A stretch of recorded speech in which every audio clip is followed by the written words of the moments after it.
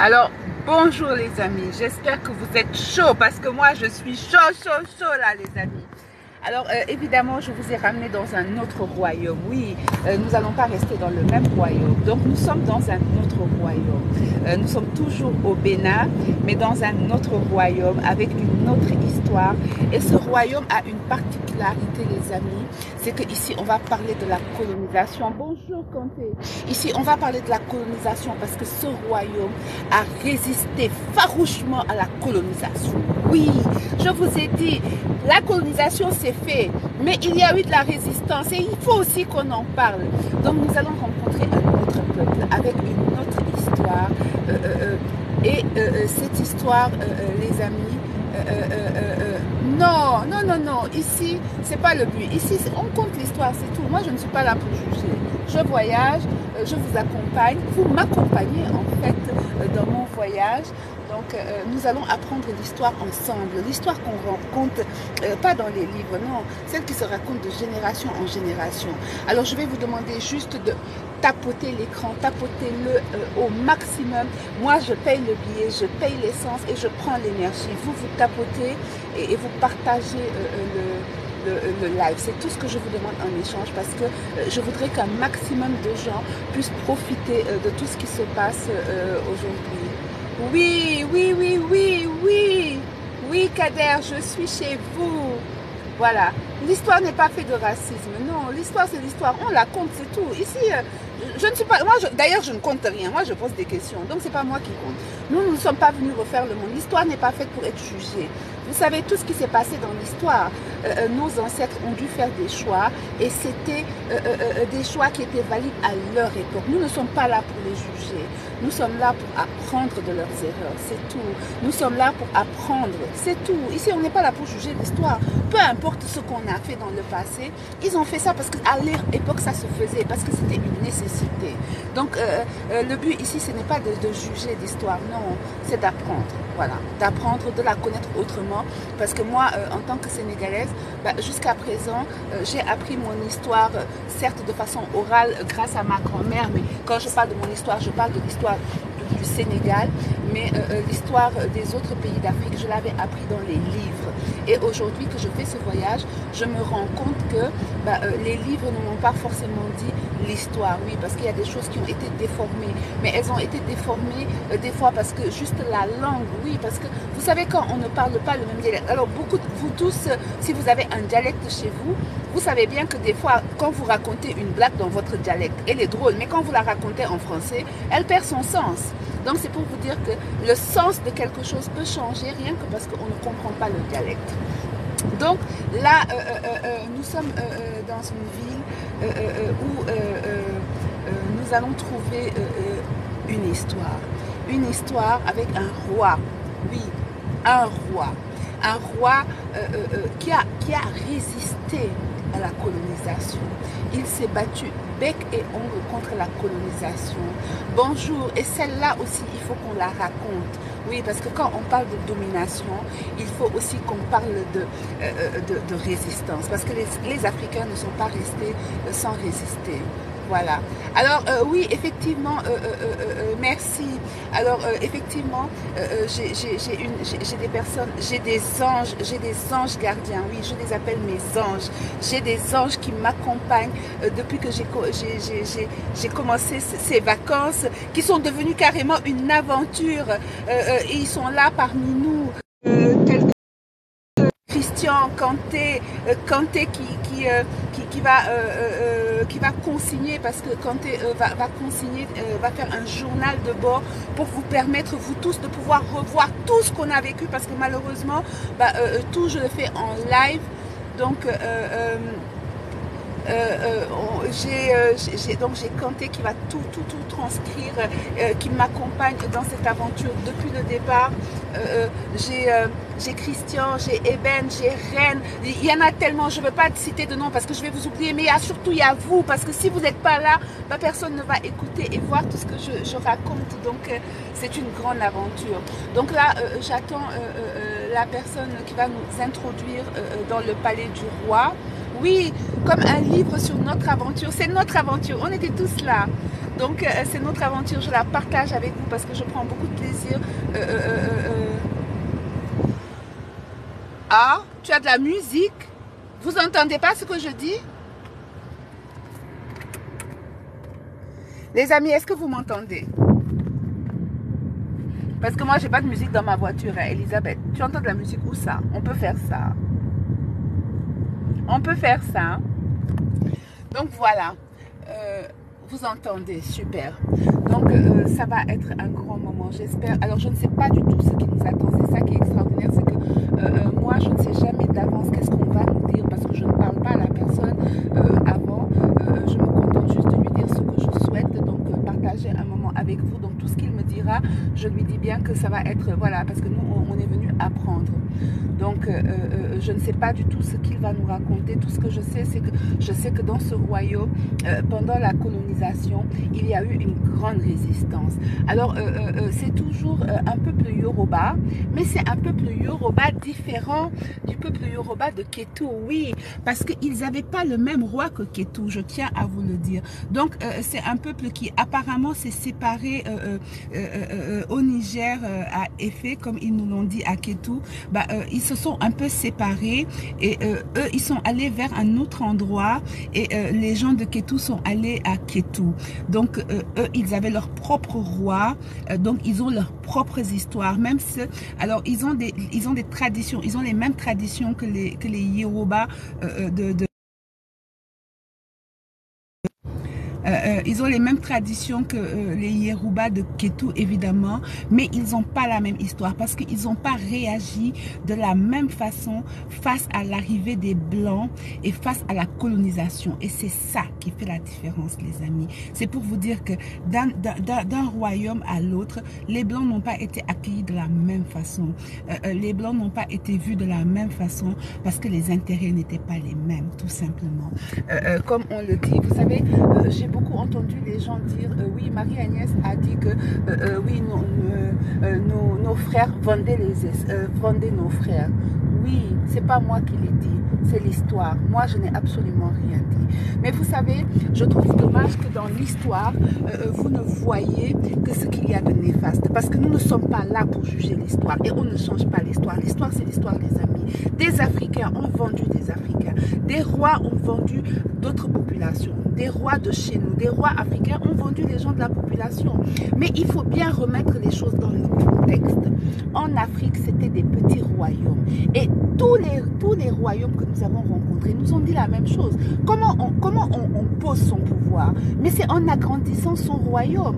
Et qu'est-ce que les rois? Les rois qui ont vendu la population, qui ont vendu leurs prisonniers, à l'époque, ils l'ont fait pour protéger leur royaume. Donc, ils vendaient les gens, les ennemis qu'ils capturaient pour pouvoir les échanger contre des armes et pouvoir protéger leur royaume. Mais on est qui pour les juger? Personne. On ne remet pas l'histoire en truc. On ne remet pas l'histoire en compte. Je veux dire, ça ne veut pas dire qu'ils étaient des mauvais rois ou ils étaient des mauvaises personnes. Ils ont fait ce qui se pratiquait à leur époque. Pourquoi on vient ici aujourd'hui en parler comme si c'était de la honte? Ça n'a rien de honteux. Ça s'est fait partout dans le monde. Nous, on n'est pas... On a fait comme tout le monde. Chaque royaume a essayé de protéger son royaume. Donc, n'allez pas dire que Marie-Agnès, elle est venue prouver que les Africains étaient mauvais. Non, non, non. Je n'ai pas dit ça. J'ai dit que ça, c'est de l'histoire. Et dans l'histoire, l'histoire dit que nous avons... Des rois ont vendu des noirs, des rois africains ont vendu des noirs contre des armes pour protéger. Mais leur royaume, c'est ce que je dis. Pour les protéger contre d'autres royaumes africains, pas contre les Blancs. Voilà, parce que tout à l'heure, dans le royaume de Ketu, vous avez entendu que le royaume de Ketu nous a dit que c'est eux qui ont invité les Français. Ils se sont mis sous le protectorat des Français afin de pouvoir se protéger du royaume de Dahomey parce qu'ils avaient peur que le royaume de Dahomey, qui était beaucoup plus fort que eux, ne vienne les attaquer. Voilà. Vous êtes qui pour leur reprocher ça? Donc ne venez pas pervertir mon voyage. Non, ici, on apprend l'histoire la vraie. Voilà. Si vous voulez l'histoire qui vous arrange et qui remonte votre ego, passez dans l'autre. Si vous voulez l'histoire des livres, allez à la bibliothèque. Si vous voulez l'histoire, la vérité de chaque peuple, de chaque ethnie et de sa réalité, suivez-moi et vous allez voir. C'est l'histoire que vous allez avoir. C'est aussi simple que ça. Donc c'est pas la peine de politiquer. C'est pas la peine de... Voilà. Marie-Agnès, elle ne dit rien du tout. Moi, j'apprends comme vous. Ceux qui ont envie d'apprendre, prenez vos cahiers, comme on dit à l'école, prenez vos cahiers, vos stylos, asseyez-vous. On va s'instruire. Hein? Ceux qui savent déjà tout, c'est pas la peine. Allez instruire les autres qui ne savent pas et qui ont envie de s'instruire chez vous. Nous, moi, je vais m'instruire ici. Parce que c'est comme ça qu'on m'a appris. Alors, tout à l'heure, cette personne avec qui j'étais m'a dit quelque chose qui revient régulièrement. Je ne sais pas si vous suivez tous mes lives, mais c'est assez récurrent. Alors, il m'a dit que le nom de cette ville où je suis, le nom actuel qu'il porte n'est pas son nom. Ce nom a été changé par les Occidentaux parce qu'ils n'arrivaient pas, à prononcer dans leur dialecte le nom de ce village et ils lui ont donné un autre nom qui n'a rien à voir parce que ça n'a pas la même signification que leur nom d'origine. Et aujourd'hui, malheureusement, ils portent encore ce nom. C'est pour vous dire qu'il faut faire attention parce que, et c'est pour ça que la transmission en Afrique orale est exceptionnelle parce que quand on comprend la langue, la personne, elle transmet mieux. Malheureusement, à l'époque, les Français ne comprenaient pas les dialectes qui se parlaient ici et ils ont malheureusement souvent changé les phrases. Alors, je vais juste demander de tapoter parce qu'il va arriver. Donc, je voudrais quand même que quand il sera là, qu'on soit un maximum...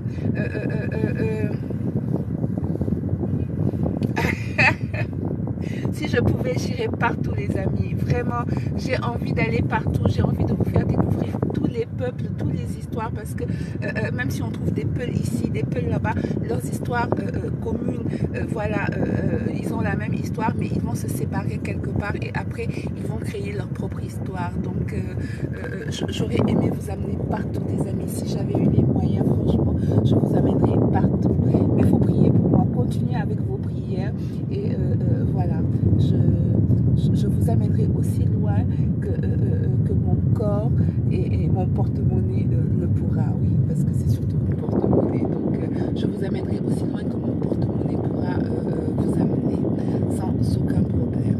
Donc, ça, c'est avec plaisir. Donc, voilà, là, on est...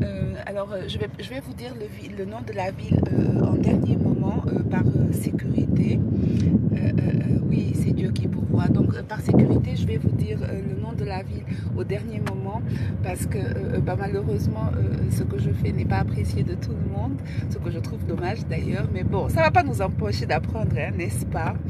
Donc, j'espère que vous passez de bons moments. Comme je vous ai dit, Kanté qui est là, qui m'accompagne dans cette aventure, Kanté, Eben, Reine, Christian, mes anges, ce sont mes anges, oui, tous ce sont mes anges gardiens, ils sont là derrière moi et ils font attention pour moi, ils m'accompagnent de leurs prières, de leurs conseils, je trouve ça extraordinaire. Donc, vous aussi, parce que beaucoup d'entre vous sont là. Beaucoup d'entre vous sont là, vous avez toujours été là pour moi, vous m'avez accompagné à travers le monde, de la France au Canada, du Canada à ici, franchement, vous êtes merveilleux, vous êtes exceptionnels et c'est vous ma voix, c'est grâce à vous que je peux faire tout ça parce que si vous n'étiez pas là les amis, à qui je vais montrer tout ça? À personne, donc c'est vous mon moteur et vraiment je tiens à vous dire un grand merci, merci à ceux qui me soutiennent, merci à ceux qui me suivent, partagez le live les amis, vous n'avez pas partagé le live, vous ne tapotez pas s'il vous plaît. Tapotez le live, partagez-le parce que sinon ça va pas le faire du tout. Partagez le live s'il vous plaît les amis. Partagez le live un maximum. Il faut voilà, il faut que les gens viennent nous écouter. Il faut qu'ils viennent nous entendre. Ah, bonjour ma rotule. Bonjour ma rotule. Partagez le live, s'il vous plaît, les amis. Partagez et tapotez, parce que c'est comme ça. Vous savez, plus vous tapotez, plus c'est sécurisé. Donc, s'il vous plaît, tapotez le live et sécurisez-le.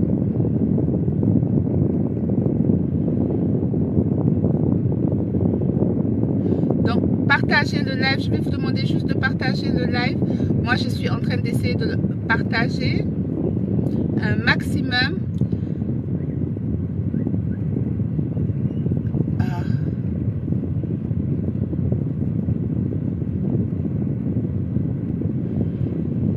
Excusez-moi, je partage juste le live. Voilà.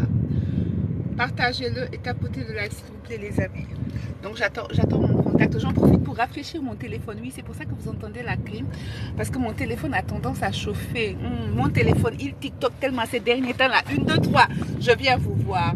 Donc, c'est pour ça qu'il chauffe. Ah, en tout cas, je peux vous dire que...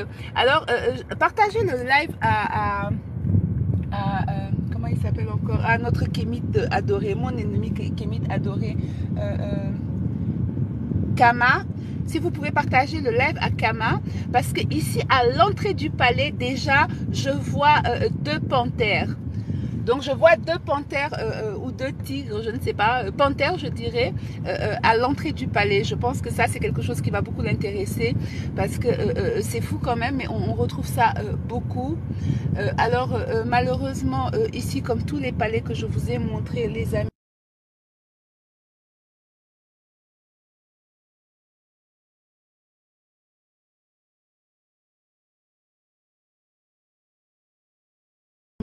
alors, surtout les petits palais, malheureusement, comme les gens ne s'intéressent pas assez à l'histoire, vous ne venez plus visiter, on ne vient plus visiter ces histoires. Bah, les gens ont du mal à entretenir ces sites historiques afin de les garder en vie, afin que nos arrière-petits-enfants puissent eux aussi connaître leurs histoires. Et c'est pour ça aussi que je vous montre toutes ces choses, parce que je veux attirer votre attention que... Oui, oui, bonjour Aminata. Je veux attirer votre attention, les amis, que si on arrête d'aller écouter ces histoires, si on arrête d'aller visiter ces endroits, bah, ils vont disparaître. Et dans 2, 3 générations, bah, nos enfants ne sauront plus ces histoires. Ils n'auront plus l'occasion d'entendre quelqu'un leur conter et avoir tout le plaisir. Coucou Agathe, ma chérie. Ils n'auront plus le plaisir d'avoir quelqu'un qui va leur conter l'histoire avec tout le plaisir que vous avez vécu tout à l'heure à Kétou, quand le professeur nous a raconté cette histoire. Bonjour Fleur. Donc, oui, alors envoie-lui un message pour lui dire que on a commencé. Dites-lui que je suis là. Je vais envoyer un partage de trucs. Donc, elle va arriver. Donc, moi, j'attends mon contact qui va me raconter l'histoire. Donc, il essaye de voir est-ce que... parce qu'aujourd'hui... Alors, aujourd'hui, apparemment, il y a une fête. Donc, il y a une cérémonie des revenants. Oui, dans cette ville où je suis aujourd'hui. Alors, quand je vous parle de tradition, il y a une cérémonie des revenants. Donc, c'est une fête qui se fait tous les ans, apparemment. Ah, tu n'as pas suivi. C'est pour ça que je vous ai dit, il faut mettre la note, il faut mettre la cloche. Vous ne savez jamais quand est-ce que j'arrive. Oui, Agathe, toi, tu aurais adoré cet endroit.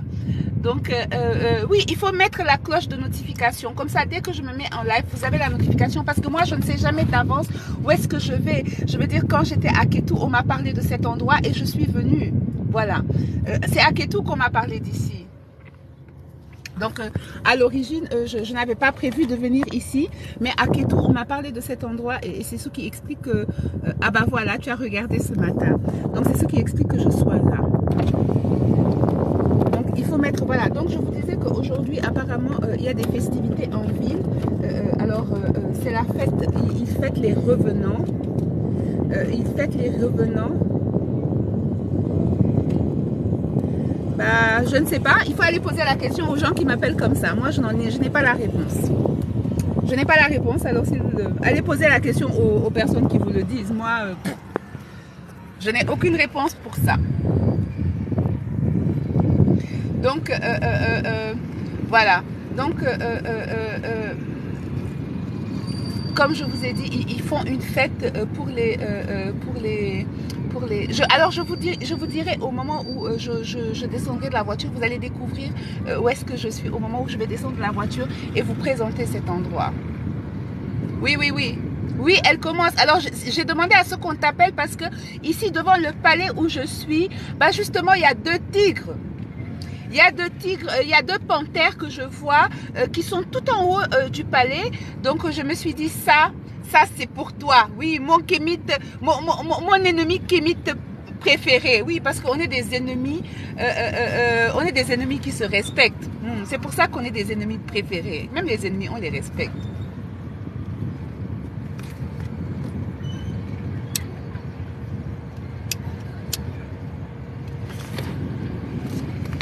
Alors, attendez, laissez-moi 2 secondes. C'est bon? Je peux? C'est bon pour vous? C'est bon pour vous? Ah, ok. Moi, je pensais que... Alors, les amis, j'espère que vous êtes bien accrochés parce que là, vous allez en prendre mais plein les oreilles.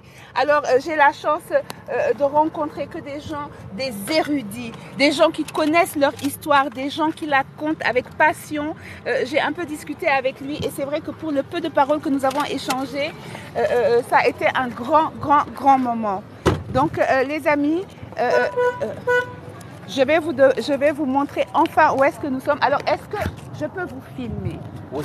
Oui, voilà. Alors, les amis, je vais retourner ma caméra. Alors, bonjour, monsieur. Oui, bonjour, Marie. Alors, est-ce que vous pouvez vous présenter? Bon, je suis à l'état civil Salaou Adissa Raoufou. Je suis natif de Pobé. Je suis un dignitaire de la cour royale de Pobé. Et je suis le chef suprême des couvents Egungun du royaume de Pobé. Ok. Alors, les amis, vous avez entendu ça. Alors, on est là, devant le palais de Poubé.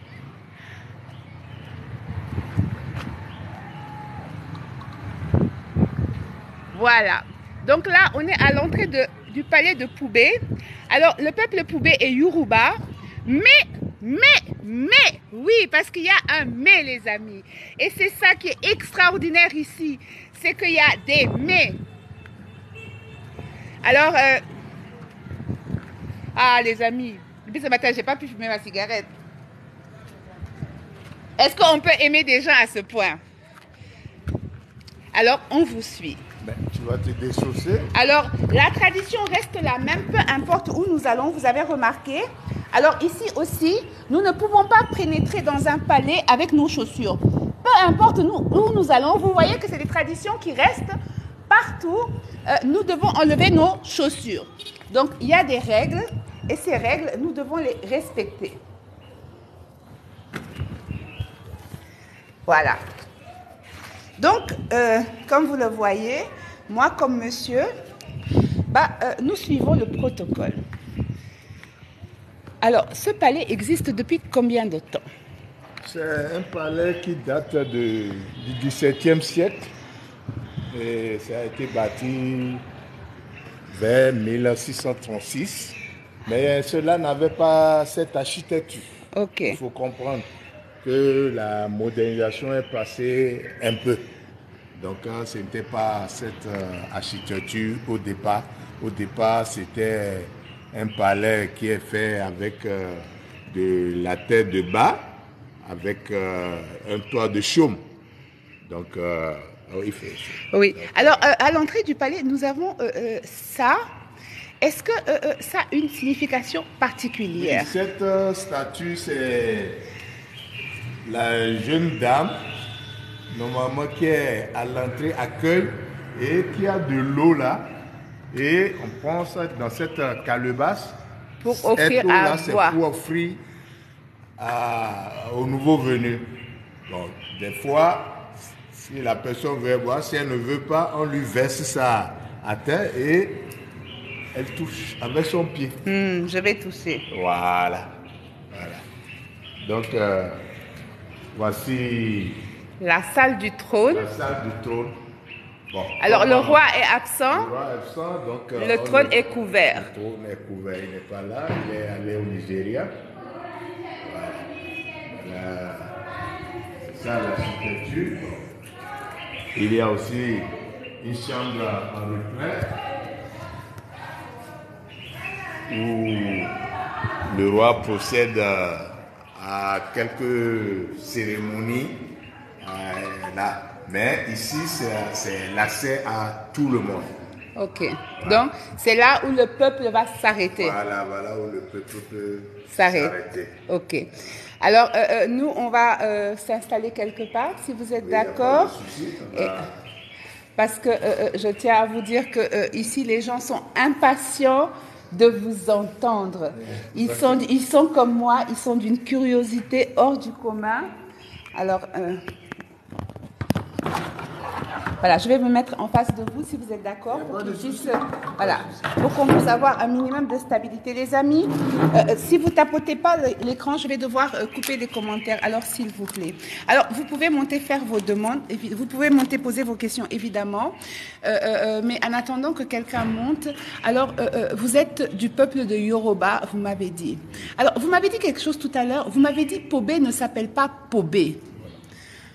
Au départ, la ville de Pobé, le royaume ne s'appelait pas Pobé, c'est les déformations linguistiques qui ont amené à l'appellation Pobé. Sinon, le royaume même s'appelle Ikpobé. Ikpobé, ça veut dire, puisque littéralement, ça veut dire voici la touffe d'herbe. À l'origine, c'était quoi? La ville de Pobé, quand elle s'était fondée et que les gens s'étaient installés, il y a eu une razzia des rois d'Abomey. Donc, la population a dû fuir pour aller se réfugier dans une zone plus herbeuse et difficile d'accès. Donc, pour fuir cette razzia d'Abomey, des Abomey qui venaient chercher les esclaves. Donc, quand ils sont partis dans cette zone, ils ont vécu un moment donné. Vous savez, ils n'avaient pas les routes et ils n'avaient pas de boussole. Donc, le roi, pour retrouver l'ancien emplacement, a dû envoyer certains ministres, particulièrement un ministre qui est aussi un chasseur. Donc, il pouvait reconnaître un peu les pistes dans la boue pour aller retrouver l'endroit où il s'était installé. Donc, c'est celui-ci qui a conduit une mission qui est revenu découvrir l'endroit. Quand il avait habité, pour justifier que c'était l'endroit, puisqu'il s'était couvert d'une touffe d'herbe comme du gazon. C'est ça qui était nombreux ici. Donc, la mission a dû prendre cette touffe d'herbe et quelques débris de calebasse que les gens avaient utilisés pour aller montrer au roi. Et il a dit au roi Ekpoy Beni, voici la touffe d'herbe de l'endroit. Et c'est là que sortit l'appellation de Ikpobé. Maintenant, quand les colons sont arrivés, ils ne pouvaient pas prononcer le nom Ikpobé, donc c'est devenu Pobé, Pobé. Mais les populations autochtones continuent cette appellation de Ikpobé. Quand vous voyez un autochtone, il ne va pas dire Pobé tel que vous le dites là. Non, il dira Ikpobé. Même si dans les livres c'est écrit Pobé, non, lui il dira Ikpobé. Ok. Alors, vous m'avez dit que vous êtes Yoruba, mais vous vous êtes séparé à Elfi, non. Au Niger, pardon. Oui.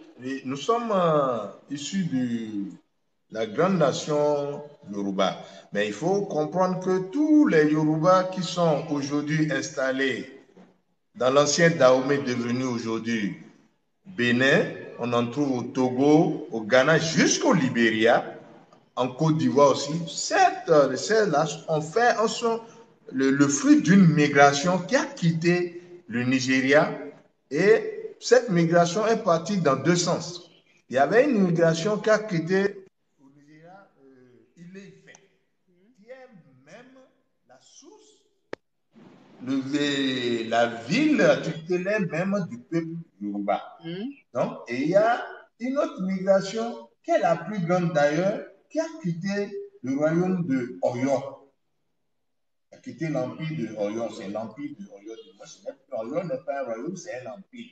Donc, qui a quitté l'empire de Oyo. Donc, les populations Yoruba de Pobé sont issus de cette migration qui a quitté Oyo. Ils sont partis de Oyo à la suite de troubles qui s'étaient emparés de la ville parce que le roi d'Oyo qui était là avait maille à partir avec ses voisins, particulièrement les Tapas.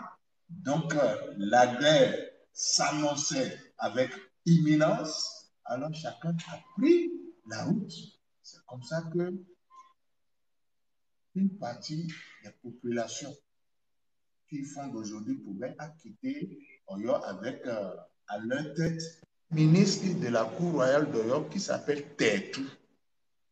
Et ce ministre, en quittant Oyo, était parti avec les vestiges du fondateur de Oyo, qui est Orania. Le premier roi qui a fondé l'empire de Oyo, c'est Orania. Donc, il est parti avec les reliques, les vestiges de ce roi. Et c'est à la suite ces migrations ont duré près de 4 siècles avant de venir, au moins 2 siècles avant de venir s'établir ici, parce que c'est pas du jour au lendemain, les gens allaient seulement, ils savaient qu'ils devaient aller vers l'ouest. Donc, il fallait suivre le coucher du soleil pour prendre sa route et bon, ils ont eu à fonder d'autres villes, mais comme ils avaient les restes de Orania, et c'est lui qui leur avait indiqué que... Excusez-moi les amis, je m'installe bien, c'est tellement passionnant. Donc, c'est le reste d'Orania leur avait dit que là où vous allez vous installer, c'est quand vous serez là, ce serait dans un pays de verdure et il y aura la paix et vous serez en main. C'est quand je vais rester sous terre là que vous allez savoir que c'est à cet endroit que vous devez rester. Donc, chaque fois quand ils ont quitté Oyo, quand ils arrivent, ils s'établissent quelque part. Qu'il y a un fléau qui les frappait, ils avaient le Fa, qui est la géomancie, qu'ils consultaient. Et c'est le Fa qui leur révélait que non, on n'est pas encore à l'endroit indiqué. Ainsi, il y a eu au moins près de 7 à 9 stations où les gens, cette population s'était établie. Elle reste là des années, mais on constate peut-être que c'est un feu de brousse qui arrive, qui ruine tout le village, on comprend, ou bien c'est les razzias des autres peuples qui cherchaient des esclaves. Donc le Fa leur dit, on continue, et c'est comme ça, ils ont fait cette pérennisation-là pour venir s'installer d'abord dans un village qui est à 3-4 kilomètres d'ici. C'est là ils ont fait encore une grande installation. Ils sont restés là aussi des années. C'est là ils ont organisé la royauté même. Et même dans ce village, il y a eu, à cette escale, il y a même une femme qui a été reine, qui a dirigé la troupe. Oui. Ah. Oui, il y a une femme qui a été reine, on l'appelle Yashupa Ogo. Ça veut dire que la mère lune n'est pas bête. C'est ce que ça signifie littéralement. Bon, moi, je ne sais pas pourquoi elle s'est donné ce nom. Mais son nom, quand elle régnait, c'était Yashupa Ogo. Voilà, donc elle a dirigé. C'est quand, après elle, que celui qui a succédé maintenant a réorganisé encore la chefferie dans la succession. Mais à l'origine, le premier chef était une femme. Donc... Non, le premier chef n'était pas une femme. Ah. Non, elle n'était pas la première. Elle était à la première ici. À un moment donné, la chefferie est bloquée. Donc, le successeur, le souverain qui doit aller sur le trône étant petit, il fallait prendre dans sa famille, et c'est cette dame-là qu'on a choisie, et c'est elle qui, à un moment donné, pendant, je crois, elle doit avoir fait aussi une douzaine d'années, elle a dirigé le royaume. Elle a dirigé ce royaume-là.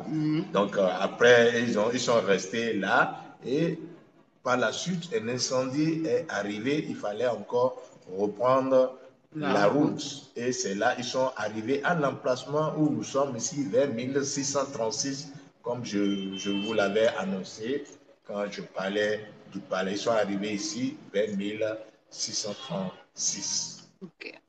Alors, Reine, tu as des questions, j'imagine? Alors, est-ce que je pourrais vous demander qu'on s'approche un peu par là parce que ça me fait avoir plus de réseau. J'ai un peu moins de réseau. On va essayer. On est sous l'enceinte du roi.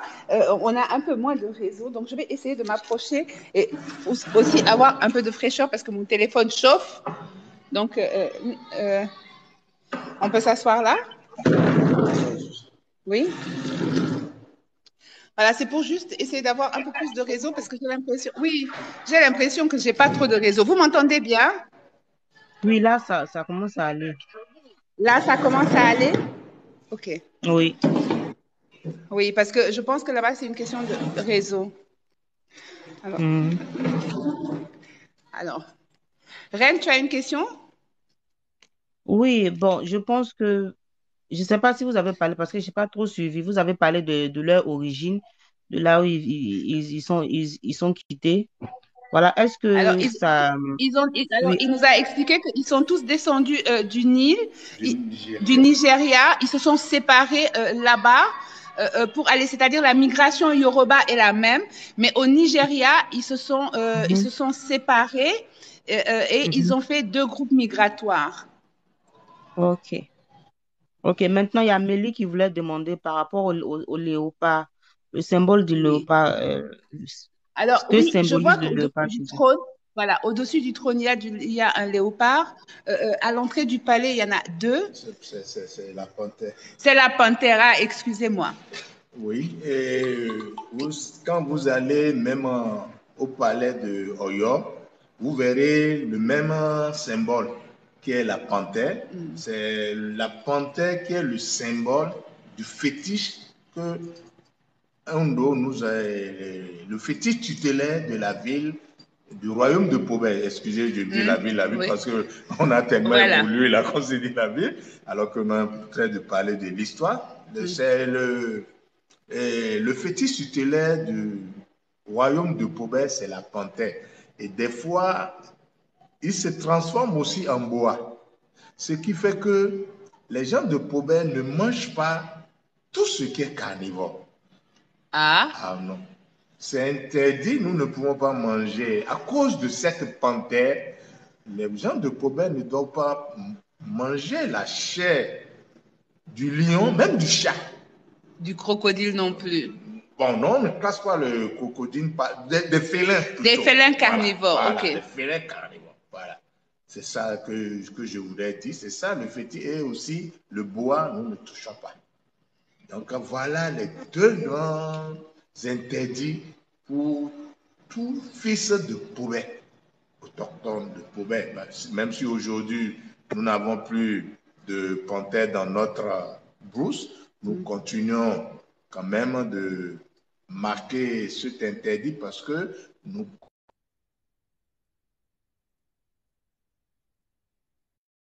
présente notre aïeux. Ok. Voilà. Alors, il y a une légende qui dit, donc c'est une légende et on cherche justement la vérité. Alors, paraît-il, est-ce que c'est une vérité, que le roi de Pobé, face au roi de Kétou, ne met pas sa couronne? Est-ce que c'est vrai? Et si c'est vrai, pourquoi?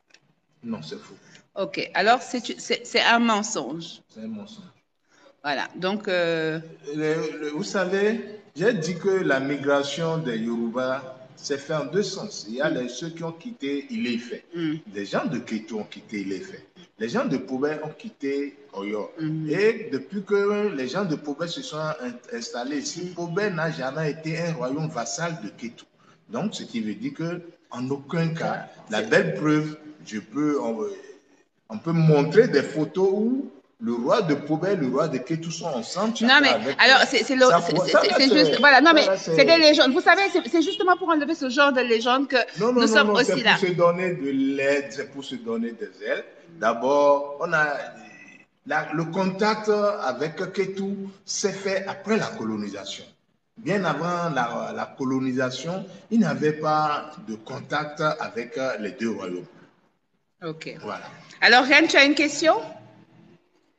Oui, je voulais savoir comment s'est passée la colonisation chez eux. Est-ce qu'ils ont reçu la visite des Arabes Alors, pour convertir les gens de comment vous avez force? reçu? Alors, déjà, comment vous avez reçu les Blancs? Les premiers Blancs qui sont arrivés dans votre royaume, comment sont-ils arrivés? Bon, et le premier contact que nous avons eu avec et les Européens, c'est avec les Français. Et c'était sous le roi Akangbe, je crois que cela doit être de vers 1898 que le premier contact. Mais ce premier contact a laissé un mauvais souvenir pour les populations de Poubelle et qui a amené à une forme de résistance. Parce que quand le colon français était arrivé, c'est au lieu que cela soit, qu'il soit le sauveur pour la population de Poubelle, il est devenu plutôt, comment dirais-je, un tyran. Parce qu'il fallait faire les portages, il fallait faire les travaux forcés. Donc, ce que la population n'aime. Alors que nous sommes, la population, le royaume de Pobé à 7 km d'un autre royaume qui est dans le Nigeria et qui est sous l'empire britannique, le royaume de Orumbe. Donc, le roi de Pobé, le roi Akangbe, voyant la condition de ceux de Orumbe par rapport à ceux de Pobé, a vu que les autres étaient plus à l'aise avec le colon britannique que ce que son peuple subissait. Alors, à un moment donné, il a voulu s'émanciper de cette colonisation française. Et il a délégué ses ministres, ils étaient 4 personnes dans le temps que le roi de Pobé a délégué sous la conduite de Onsa. Et ils ont pris du miel, de la viande, boucané, tout ce qu'ils avaient comme présent dans le temps pour donner à ces 4-là qui devaient aller rencontrer le colon britannique pour lui demander de faire en sorte que Pobé soit sous protectorat britannique pour éviter les travaux forcés parce qu'il fallait travailler sur le tracé du chemin de fer. Et les gens mouraient beaucoup. Le roi ne pouvait pas supporter que ses fils soient en deuil tout le temps. Et c'est pourquoi il a voulu s'émanciper de la colonisation française et a demandé le protectorat britannique. Mais quand les gens partaient pour rencontrer le gouverneur britannique, qui était en ce moment-là à Badagry, Badagry c'est au Niger, à la frontière entre Porto-Novo et le Nigeria là-bas. Donc, quand ils partaient pour rencontrer le représentant de l'Empire britannique, ils sont tombés dans les mains des espions du colon français. Et ils ont été interceptés.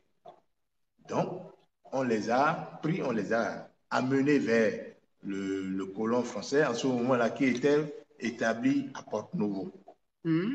Donc, et c'est à la suite de ça maintenant qu'ils sont venus à Pobé, ils ont arrêté le roi. Ils ont pris le roi avec les ministres et ils les ont envoyés dans un autre royaume, Zanyanado. Et le colon français, qu'est-ce qu'il a fait? Quand il a pris le roi, il l'a amené en prison là-bas, il est revenu maintenant vers la population pour demander à la population si elle est prête à être toujours sous le protectorat britannique comme veut son roi, ou bien être sous le protectorat français, à une seule condition. S'ils acceptent d'être sous le protectorat français, alors on leur renvoie leur roi. Par contre, s'ils ne sont pas d'accord, le roi ne reviendra pas. Mais la population ne peut pas dire « je ne veux pas de mon roi ». La population dit massivement, nous allons rester sous domination française pourvu qu'on nous ramène Le roi. le roi. Et c'est en ça là qu'ils ont ramené le roi. Mais quand ils ont ramené le roi, ça ne s'est pas fini. Il fallait maintenant punir le roi pour anéantir ses velléités d'indépendance. Et tout ce qui était le domaine du roi, le champ du roi qui lui rapportait de l'argent, tout ça a été saisi pour dire qu'ils vont créer un jardin botanique avec ce site. Et ça, ils l'ont saisi avec tout le champ du roi, avec le champ de son ministre Onsa. Et ce n'est que quelques années après, en 1922, qu'ils ont amené un projet d'une station de recherche sur le palmier à Hull. Et c'est ce champ du roi, ce qu'ils avaient saisi chez le roi là, qu'ils ont fait maintenant pour être cet institut de recherche sur le palmier à Hull, qui est mondialement connu. Parce que c'est d'ici que tous les palmiers qui sont cultivés en Indonésie, un peu partout dans le monde, ont été développés ici à Pobé. Ah. Oui, la station, elle est là toujours. Elle est là. La station de recherche est toujours là. La recherche continue. Tout le palmier, je dis bien, en Indonésie, partout, est parti de cette station de recherche qui est plantée ici à Pobé. Mais bon, c'est la résistance du roi qui a amené finalement à ça, mais voilà ce que nous avons dit par rapport à la résistance. Mais il n'y a pas eu une résistance farouche où on a posé des armes. Non, il n'a jamais eu ça. Voilà. Donc, Pobé a résisté, mais la population a préféré récupérer son roi plutôt que de se retrouver sans souvenir. Quand vous n'avez pas de roi, vous n'avez pas un souverain à votre tête, c'est l'anarchie qui va régner, puisqu'on n'a personne pour commander. Et en milieu Yoruba, tant qu'un roi n'est pas mort, on ne peut pas le remplacer. C'est la mort du roi qui peut amener un autre souverain. Donc, les gens n'avaient pas le choix que de dire, ramener notre roi, nous allons rester sous protectorat français. Okay. Mbaki, est-ce que vous avez une question? Oui, moi j'ai deux questions. Est-ce que vous pouvez parler plus fort, s'il vous plaît? Oui, je disais que moi j'ai deux questions. Ça va? Vous m'écoutez? Bonjour. Oui. C'est mieux? Oui, Oui. j'ai deux questions. La première question, c'est un peu d'ordre de respect. J'ai remarqué que dans beaucoup de territoires où la chefferie est installée, les gens ou bien le peuple doit enlever les chaussures avant de rentrer dans le territoire. Alors, Dans le est-ce palais. que, dans le palais, disons, ouais, voilà. Mm. Est-ce que vous avez des connaissances sur ce sujet? Pourquoi on enlève toujours les chaussures? Parce que ça a été toujours attribué à la religion musulmane. Mais moi, dans mon village, ça se fait. C'est obligatoire d'enlever les chaussures. Est-ce que vous avez des connaissances sur ce domaine-là? Est-ce que c'est religieux ou plutôt traditionnel? Je peux Oui, répondre? oui. Bon, et merci pour la question. Quand on rentre dans un palais, ce n'est pas seulement les chaussures qu'il faut enlever, il faut aussi se décoiffer. Moi, si j'ai laissé ma coiffe, c'est parce que je suis dignitaire du palais. Sinon, normalement, à l'entrée, je dois me déchausser, je dois aussi me décoiffer. Ce n'est pas religieux, c'est pour montrer le pouvoir absolu du roi sur tous ces sujets. Donc, c'est un signe de respect, c'est un signe pour montrer qu'on est moindre devant le souverain. D'accord. Alors, vous pouvez poser une deuxième question. Voilà, deux questions au maximum. Merci Marie-Agnès, merci. Ma deuxième question, c'est que j'aimerais savoir, est-ce que vous avez une connaissance de l'immigration du peuple noir avant l'Égypte, où nous étions Alors, avant l'Égypte? les amis, Oui. franchement, je trouve dommage que chaque fois qu'on vous parle d'un peuple, vous allez aller chercher l'Égypte. Je veux dire, quand les gens vont aussi loin, ils vous le disent. Non, mais attendez, vous savez, il vous a dit, je suis du peuple Yoruba. Si vous étiez là tout à l'heure, vous nous avez entendu, on a parlé du peuple Yoruba, où on est monté jusqu'au 7e siècle. Oui, oui, Est-ce que tu étais parce là que tout à l'heure? si j'étais là, c'est juste une Mais précision sur la légende de alors Nimrod. si tu as écouté, il a dit, nous nous sommes séparés. Je suis Oui, Yoruba et nous sommes séparés au Niger.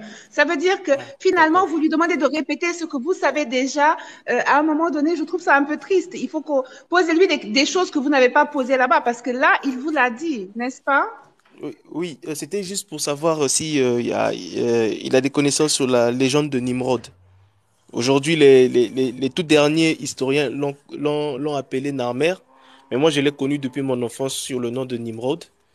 C'était juste pour avoir des précisions, plus de Alors, précisions sur cette vous légende n'êtes pas parce que c'est... obligé de répondre à cette question si vous voulez pas, parce que comme je vous l'ai dit, comme Non, voilà. je sais qu'à l'entame de notre discussion, j'avais voulu qu'on circonscrit le débat sur l'immigration depuis le Nigeria. Parce Effectivement. que, vous savez, les recherches continuent.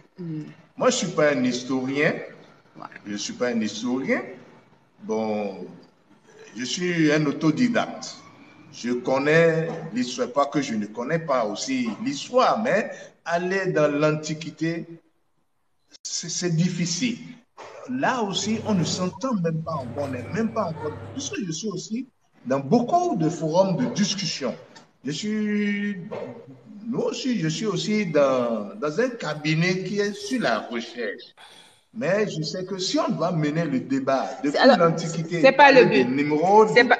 en passant par l'Égypte, ça sera difficile. On ne va pas. Ce n'est pas. Moi, ce qui m'intéresse, ce n'est pas l'essentiel. L'essentiel, c'est de présenter le royaume, ses origines, ce que nous avons peut-être que les autres n'ont pas ailleurs. Donc, j'espère qu'il a répondu à votre question. Oui, exactement. Merci, Marie-Agnès. Merci. Pas de quoi. Alors, n'hésitez pas à aller voir les égyptologues si vous voulez apprendre l'histoire de l'Égypte. Moi, je suis venue apprendre l'histoire des Yoruba. Voilà. Donc, n'hésitez pas. Chacun va faire ses recherches où il veut. Alors, vous avez dit, je suis autodidacte. Alors, effectivement, je vous ai demandé comment vous avez eu toutes ces connaissances parce que vous avez lu, évidemment, mais tous vos sources ne sont pas de la lecture d'après ce que vous m'avez dit. Non, pas du tout. Lire, même, c'est peu. Parce que, vous savez, Pobé n'a pas été un royaume guerrier. Et souvent, le colon n'a fait qu'écrire l'histoire des peuples où il y avait les guerres, parce que quand le colon était arrivé, c'est là où on faisait les guerres qu'ils étaient arrivés dans l'intention de pacifier, même si par la suite, il y a eu aussi beaucoup de désordres. Mais Pobé n'est pas dans ces royaumes parce que Pobé n'était pas un royaume guerrier. Donc, ce qui veut dire que l'histoire de Pobé n'était pas écrite. Elle était plus orale. Ce que moi je détiens aujourd'hui, c'est la source de mes propres recherches.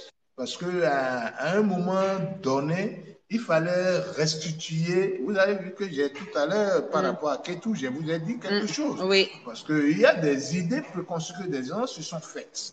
Donc tout ça là, il faut restituer. Quand moi je suis revenu à Pobé après ma retraite en 2009, je me suis lancé dans les recherches et je suis parti même déjà depuis l'origine à Oyo. J'ai été à Oyo en 2012 et il fallait que je parcours tout ce que j'avais entendu déjà depuis mon grand-père, mon père, tout ça là, et les différentes coupures que j'ai faites aussi dans les bibliothèques. Il fallait que je fasse ce trajet pour être sûr, pour avoir la véracité de ce que je voulais dire.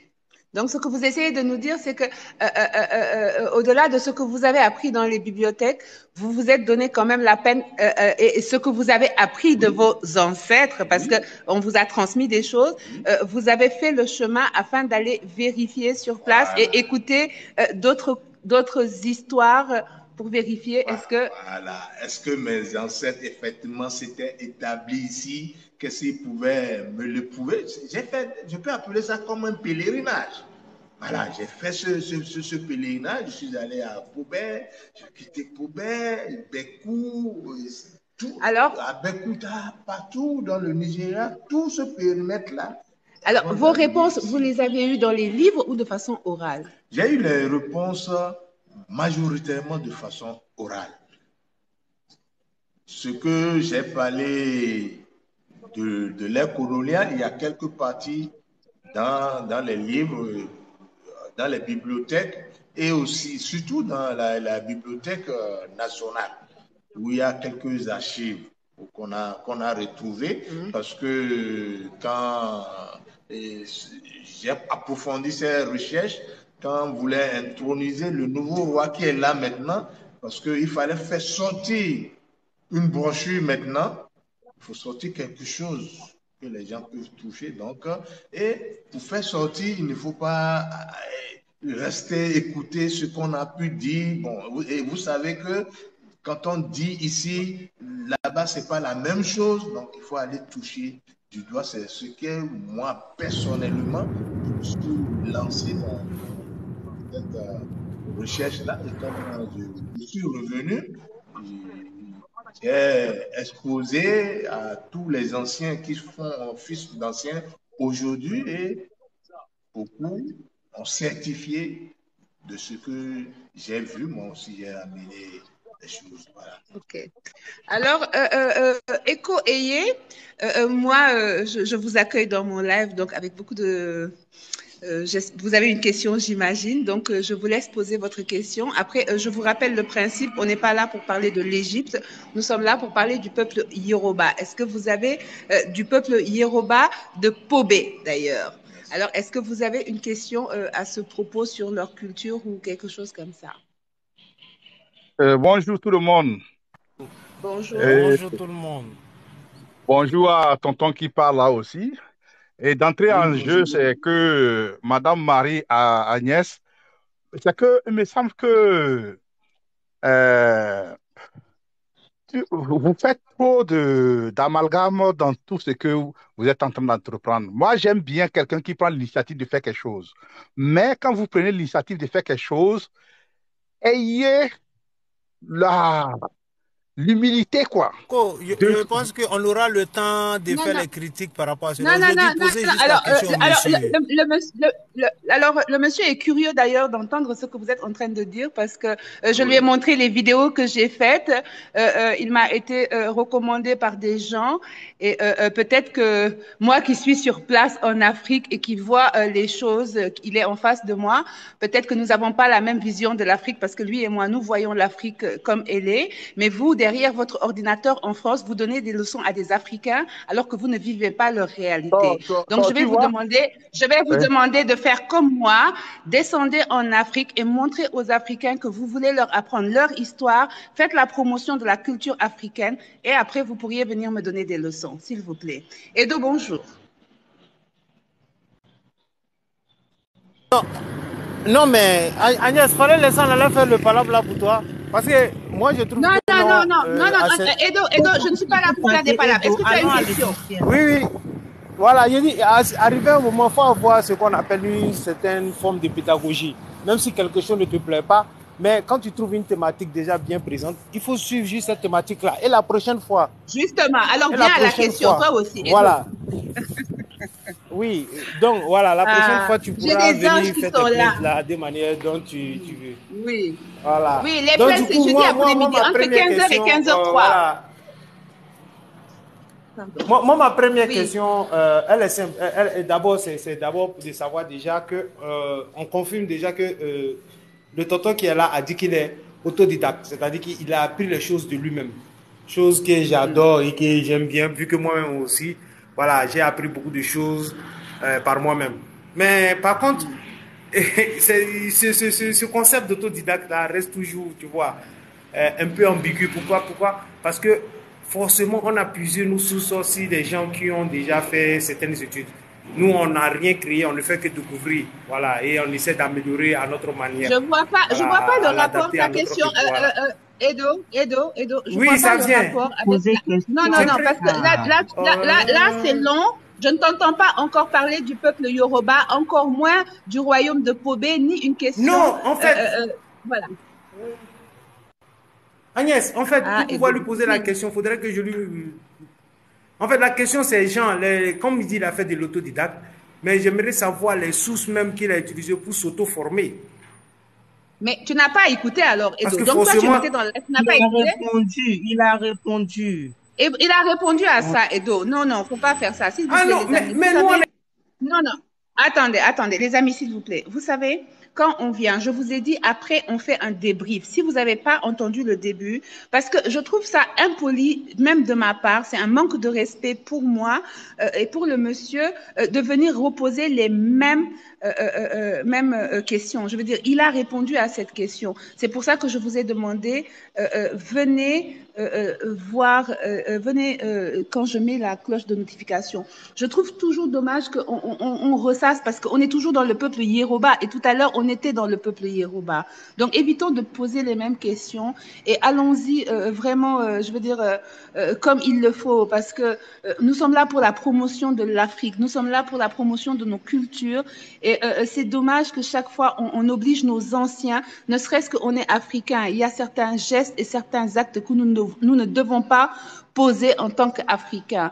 Donc, moi, ça me fait sourire quand j'entends « je suis Africain, j'en suis fier » et pourtant poser des actes qui ne sont pas dignes de l'éducation qu'on nous a fournie, nous les Africains. Alors, je vais vous demander, s'il vous plaît, les petites guéguerres, on va les laisser de côté et nous allons faire ce pourquoi nous sommes là, c'est pour que l'Afrique gagne. D'accord ? Alors, si je vous dis, la question a été posée déjà, donc on passe à une autre question, s'il vous plaît. On n'insiste pas parce que vous pourriez l'écouter dans le débrief avec... Oui, Edo, tu peux refaire ta demande. C'était juste parce que toi, tu n'écoutes pas. Ah, Edo, je te connais, non? Tu sais que je t'aime beaucoup. Donc, c'était juste pour dire que si je vous dis que la question a été posée, bah, on passe à la question suivante, s'il vous plaît. Oui, je sais. C'est pour ça que je te le dis, Edo. Reviens. Ah, il n'y a pas la peine. C'est pas la peine de se fâcher, toi aussi. Tu sais que moi, je t'adore. Ok, Tu moi vas j'ai une m'offrir question. mon téléphone Oui. Yaouye ou je ne sais plus quoi. Oui, alors vas-y. Huawei. Oui, Oui, quels Huawei, sont il va vos m'offrir un rapports avec, téléphone. avec les religieux? Est-ce que il y a vous avez une cohabitation pacifique, ça se passe bien? Alors, Et quelle puis, religion comment vous partez? vous... Oui, la religion. Quelle religion Oui, déjà vas-y, vas-y. vous êtes de quelle confession? Moi, vous savez, nous, on est dans le synchronisme ici. Moi, je suis musulman, mais je pratique aussi les religions endogènes avec preuve. Je suis un chef de couvent. Je suis le président de tous les couvents Egungun. Si vous connaissez le fétiche, moi je dis Orisha. Mais pour que les gens puissent dire fétiche, ça c'est un mot importé. C'est même pas si ça c'est transversal avec ce que nous on veut dire. Moi je dis Orisha. Donc, Merci, moi, papa. Merci de l'avoir signifié. Merci. Voilà. Merci de l'avoir signifié. C'est important. Donc, ici, je suis musulman, pratiquant, mais cela ne m'empêche pas d'aller vers les religions endogènes telles que nous le disons aujourd'hui, et c'est pourquoi je suis dans le culte Egungun. Et je suis connu, je suis Akpaché. Donc, je suis là dans tout le royaume. J'ai 13 couvents qui sont sous moi. On aura la chance au moins, même si tu ne peux pas, parce que les femmes ne sont pas admises à l'intérieur, mais je vais quand même te faire voir. D'accord. Merci beaucoup. Alors c'est quoi? Les religions, nous avons toutes les religions à Pobé. Mais la religion la plus pratiquée, c'est la religion endogène. Et la cohabitation avec les religions, elle se passe très bien et elle se dessine même. Quand vous sortez du palais, vous avez en face du palais la grande mosquée de Pobé. Et derrière la grande mosquée, il y a la grande forêt du temple du fétiche du vaudou de Pobé. Donc, vous voyez, et À 50 mètres en arrière, vous avez l'église catholique, la première église de Pobé. Ce qui veut dire que la cohabitation pacifique avec les religions, elle est bien. À Pobé, il n'y a aucun problème puisque c'est le roi de Pobé qui a toutes ces religions qui sont arrivées. C'est le roi qui lui a donné cette terre pour s'établir. Et le roi, quand il donnait cette terre, disait: établissez devant moi, faites ce que vous voulez faire là, je vais voir. C'est pourquoi le palais fait face à la mosquée et à l'église. Ok. Voilà. Bonjour, Alors, bonjour monsieur. Une Est-ce que je peux seconde, poser le une tout. question, s'il vous Une plaît? seconde, s'il vous plaît. Vous attendez votre tour, s'il vous plaît. Camille, bonjour. Camille, tu es là? Oui, bonjour, bonjour, bonjour à tout le monde. Alors, on t'entend mal, Camille. Allô? Oui, on t'entend mal. Oui, oui, Allô? en fait, oui, c'est mon téléphone qui n'est pas, l'application qui n'est pas jouée. Ok. C'est l'application qui n'est pas jouée. C'est pour la question, comme ça je descends parce que c'est en bas. Alors, ma question, Alors, elle va être rapide. À l'entrée, quand écris ta question parce qu'on ne t'entend pas. Camille, on ne t'entend pas. Descends et écris ta question en commentaire. Reine va la lire. Voilà. Le doux, bonjour. Oui, bonjour. Bonjour. Je peux parler? Oui, allez-y. Merci. Carol, Ngbomi. Ọ̀rẹ́ mọ̀ fẹ́ sọ fún lídẹ̀ ni. En français, nous aussi, on voudrait en profiter. Non, On va en profiter. Oui. Ṣé bẹ́ẹ̀ kí dada? Adúpẹ́. Mo ní kẹ́mọ̀rọ̀ ìsọ̀ nítorí àwọn ń bèrè Alors, ọ̀rọ̀ s'il vous fún. plaît, je vais vous demander de poser votre question en français pour que tout le monde puisse en profiter, s'il vous plaît. Voilà. Voilà. En français. Hein? Fermez son micro. Non, il a voulu juste pour dire ça qu'il maîtrise le Yoruba. Ah, d'accord. Non, mais si vous nous le dites, alors si vous avez une question, posez-la en français pour que tout le monde... Salué, il a dit. Oui, alors j'ai vu que beaucoup de gens, quand je viens dans leur village ou dans leur royaume, ça montre quand même que le respect est très, très, très dense ici et que les cultures et les coutumes sont très respectées. Mais quand j'ai entendu le doux, j'ai plutôt pensé à un Gabonais. Ah.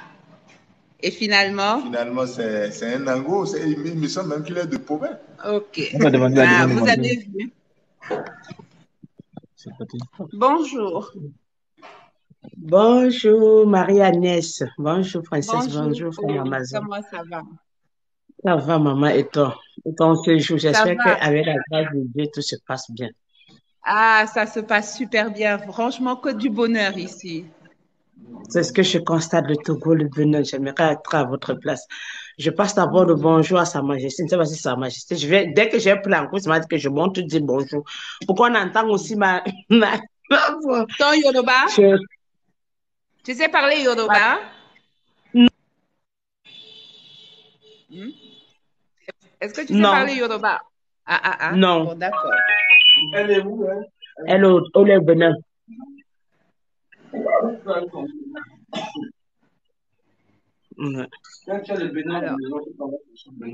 Vas-y, ta question. Est-ce que tu as une question? On parle, ça se répète encore. Je dis bonjour, bon, il est... oui, je dis...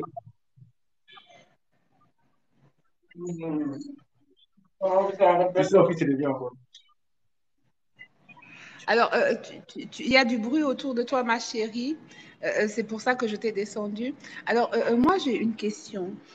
Alors, beaucoup de gens, c'est une légende et je ne peux pas m'empêcher de poser cette question parce que c'est quelque chose qui fait beaucoup polémique aujourd'hui dans notre jeunesse. Vous voyez beaucoup les jeunes de votre royaume se tourner vers l'Europe. Qu'est-ce qui explique selon vous le fait que la jeunesse aujourd'hui de votre royaume, mais aussi de tout le pays, soit aussi tournée vers l'Europe, vers l'immigration? Donc c'est vrai, mais il faut reconnaître que Le Pobien voyage peu. Moi aussi, j'ai fait l'extérieur. Hein. J'ai connu, mais je n'ai pas fait l'immigration vers l'Europe. Donc, mais cela, aujourd'hui, tout le monde en parle. Nous sommes aussi victimes un peu. Mais il faut comprendre que c'est la mauvaise gouvernance politique qui fait que nous sommes assis sur une mine d'or, mais les jeunes ne trouvent pas à faire. Et quand ils ne trouvent pas à faire, ils ne peuvent qu'être attirés par les mirages, parce qu'on se dit que l'Occident, c'est du beau. Ce qui fait que, d'après mon analyse, qui fait que beaucoup de jeunes aujourd'hui ne rêvent que d'aller en Europe où ils pensent qu'ils peuvent s'épanouir et au risque de leur vie. Nous savons, nous aussi, chaque jour presque, nous avons avec les radios, les télés, les nouvelles des naufrages. Donc, mais malgré nous faisons des sensibilisations aussi vers la jeunesse, mais quoi qu'on dise, il y aura toujours certains qui seront tentés, mais il faut comprendre que c'est la mauvaise gouvernance de l'Afrique. Tant que l'Afrique n'aura pas des dirigeants à leur tête, des nationalistes, on en a besoin. On a des dirigeants qui sont des vrais nationalistes. Attendez-vous qu'il y ait ces immigrations, parce qu'on aura toujours une classe qui va détenir les richesses de la nation. Et quand l'autre classe ne trouve pas, elle est obligée de s'aventurer. Moi, c'est ce que j'analyse dans le départ de la jeunesse. Bon, on peut faire l'immigration autrement. Je crois qu'aujourd'hui, avec même les Européens aussi, ont besoin des Africains. Mais ils ont besoin des Africains intellectuellement bien formés.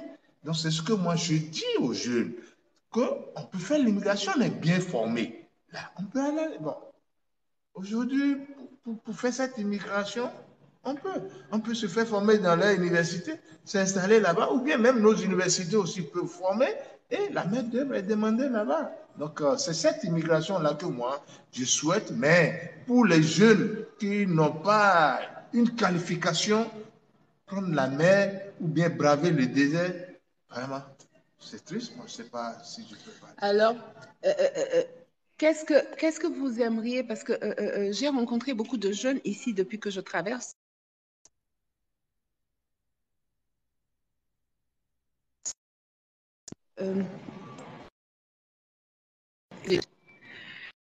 Excusez-moi. Donc, j'ai rencontré beaucoup de jeunes. Qu'est-ce que nous les Africains, les Béninois, qui vivons à l'extérieur, qu'est-ce qu'on peut faire pour aider à freiner cette immigration mortelle, selon vous? Est-ce qu'il y a quelque chose qu'on pourrait faire pour vous aider dans ce travail? Bon,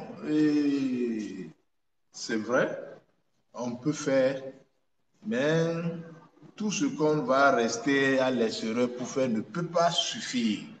Et dans certains pays, c'est quand même organisé. Quand je prends par exemple le Sénégal, le Mali, où déjà les Maliens de l'extérieur, les Sénégalais de l'extérieur contribuent beaucoup dans le développement de leur pays avec des investissements.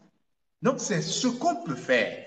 Ce qu'on trouve dans l'Occident, si on peut rapporter ça et réinvestir ici, les jeunes ne seront plus tentés d'aller aussi dans cette aventure. Parce qu'ils créeront des emplois. Oui, aussi, il faudrait que ceux-là qui ont eu la chance d'avoir reçu leur immigration disent la vérité à ceux qui sont ici, que ce n'est pas facile. Parce que je sais qu'aujourd'hui, beaucoup de ceux Béninois, Sénégalais, tous les Africains qui sont en France, en majorité, n'ont pas été par les voies légales. Donc, ce qui veut dire qu'ils ont subi les affres de la voie. Donc, il faut qu'on dise la vérité aux jeunes que tout n'est pas rose en Europe. C'est surtout ça. Lui montrer que tout n'est pas rose. Parce que si on doit revenir ici et venir faire le faro comme on le dit, et pour montrer que là-bas c'est l'Eldorado, les gens seront toujours tentés. Il y a ce facteur-là aussi. Mais ceux qui sont installés, il faut réinvestir en Afrique. Il faut réinvestir. Et le problème de l'Afrique, c'est la malformation. La malformation. Ça, on en a besoin de ce domaine. Alors, je vais revenir un peu sur le peuple de Yoruba et Pobé. Alors, je voulais savoir, est-ce que... Oui, juste une dernière question, Reine, si tu es d'accord. Est-ce que je sais que l'excision des femmes a été pratiquée dans beaucoup de cultures, de peuples. Est-ce qu'il a été pratiqué aussi chez vous? Bon, il a été pratiqué chez nous aussi. On peut pas dénier la chose, mais la pratique s'est très vite estompée ici. Moi, je suis né en 1957, donc je peux vous dire que depuis au moins 40 ans, je n'ai pas entendu parler de l'excision. D'abord, il n'a même pas eu... Non, dans la chose, dans sa pratique même, moi, je n'ai pas, mais je sais qu'on m'a dit que ça a existé, mais je n'ai pas vu. Ça, il faut être honnête. À Pobé, la chose s'est très vite estompée. Okay. Voilà. Alors, Reine? Oui, pensez-vous qu'au jour d'aujourd'hui, les gens, surtout de votre communauté, se désintéressent de la culture et des traditions? Oui. Voilà, c'est la question. C'est la question. Oui, aujourd'hui, notre culture a été diabolisée. C'est ça, c'est pourquoi il faut... D'abord, c'est sur ça, c'est sur la culture que je voudrais qu'on oriente notre débat. Parce que c'est ça là le problème.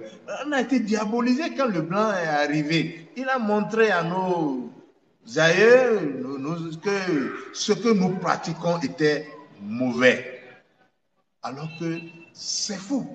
Quand on regarde même les pratiques de nos ancêtres dans leur temps, avec ce qui se pratique, même quand on reprend la Bible, quand on rentre dans l'Ancien Testament, je ne suis pas d'obédience chrétienne, mais je connais un peu. Mais quand je vois les pratiques, mais c'est presque les mêmes. L'Holocauste. Quand on prend l'Holocauste, avec ce que les immolations de bêtes que nous faisons ici, est-ce qu'il y a une différence? Il n'y a pas une différence. On a diabolisé notre culture et nous aussi, nous sommes rentrés dans la danse par la religion. La colonisation, même, ce n'est pas l'esclavage, nous a fait du mal, mais moi je dis la colonisation qui nous a plus fait mal aujourd'hui en Afrique, c'est la religion. Parce qu'aujourd'hui, l'Africain s'intéresse plus à la religion même qu'à son travail. Vous voyez ce qui si bien qu'aujourd'hui, si vous voyez 10 églises, 10 mosquées, à peine vous verrez un temple. Les gens ne veulent plus aller vers les temples qui sont des lieux d'initiation à la vie. Tout ce qu'on pratique dans un temple n'est pas mauvais. On ne tue pas dans les temples. Mais non, moi je suis un initié. Je connais beaucoup de temples, le temple de Shango. Même si je ne suis pas un adepte du Shango, j'y vais, je vois, c'est une forme d'école. On vous apprend comment affronter la vie. Je ne peux pas me mettre à tout détailler ici. Mais quand les gens viendront pour toucher la réalité, ils comprendront que mais ils ont été bluffés. Alors, justement, est-ce que les gens qui ne sont pas Yoruba de Pobé peuvent venir et être initiés ici? Il y a certains cultes dans lesquels on peut se faire initier. Mais il y a d'autres qui sont souvent de lignage. Donc, quand vous n'êtes pas de ces lignés-là, On ne peut pas, on peut vous montrer, vous pouvez voir certaines choses, mais vous faites l'initiation même et d'autres ont conservé. Parce que s'il faut déjà que nous mettions tout sur la place publique, parce que moi j'ai toujours dit, la différence entre un Européen et moi, c'est ma culture. Ce n'est pas ça pour, ce n'est même pas le sang dont on parle. C'est pas, moi je veux même pas, c'est ma culture, c'est ce que je peux faire avec mon art qu'il ne pourra pas faire. Vous voyez là où je suis. Vous voyez ce cassin là, ça là, mais c'est un symbole. On est assis là, nous bavardons sans savoir que nous sommes assis à côté d'un fétiche. Alors moi je l'avais vu. moi je l'avais vu. Et vous voyez, tout ça, tout ça, c'est sa signification. Et c'est protecteur. Ce n'est pas pour nous. Non. C'est pour empêcher déjà celui qui vient avec un mauvais esprit de pouvoir pénétrer. De l'empêcher de pénétrer. C'est tout. Pas... Et les gens s'affolent quand on dit qu'on immole du moins une bête sur... On n'est plus autant des royaumes, des anciens royaumes où on nous disait que il fallait égorger des gens. Mais aujourd'hui, tout ça est remplacé déjà par... Moi, non, on n'a même pas vécu, même nos aïeux n'ont pas vécu. C'est des choses, c'est des pratiques qui se sont vite estompées. Mais aujourd'hui, on immole. Mais écoutez, même quand je prends la religion musulmane, pendant la tabasserie, nous immolons le bélier. Qu'est-ce qu'on fait du bélier? En fait, c'est ça. Oui. Même quand et nous, à Noël, c'est le cochon. Voilà. Quand on immole maintenant un coq ou un bouc sur un fétiche, ce n'est que le sang qu'on verse, c'est le sang qu'on a. C'est pourquoi quand vous êtes initié, on dit que vous avez fait le pacte de sang. Tout ça n'est pas, on ne peut pas dire, il faut que les gens viennent. Touche du doigt. C'est pourquoi aujourd'hui, et quand vous rentrez dans un royaume pour découvrir, il faut toujours aller vers, s'il y a un palais, aller vers le palais. Si on va vous avez que, moi maintenant, on m'a recommandé. Et directement, je suis venu voir le roi. Le roi n'était pas présent, il est au Nigeria. Je l'ai appelé pour lui dire, je vais faire tes choses. Et on a la chance, le roi est en train même d'arriver. C'est lui qui est en train de venir là. Quand je vous dis que j'ai la grâce, les amis. Marie-Agnès, la grâce dont je dois.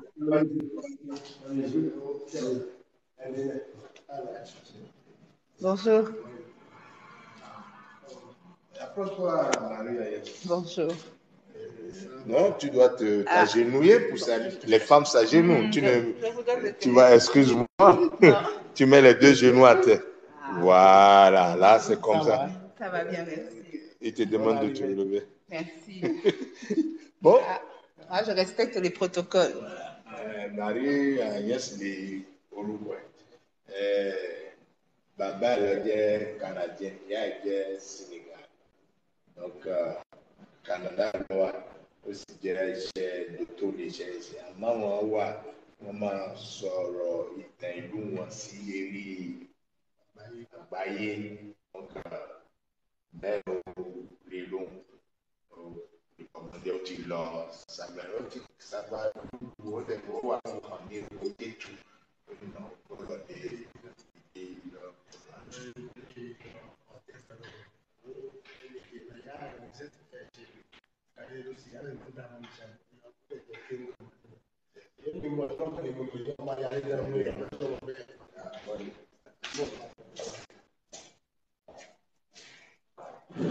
Bon, tu m'excuses pour t'avoir fait agenouiller. Non, pourquoi? C'est la règle. Je ne suis pas au-dessus des règles. Personne n'est au-dessus des règles, même pas moi. Tu vois ce que je disais, j'ai été obligé de...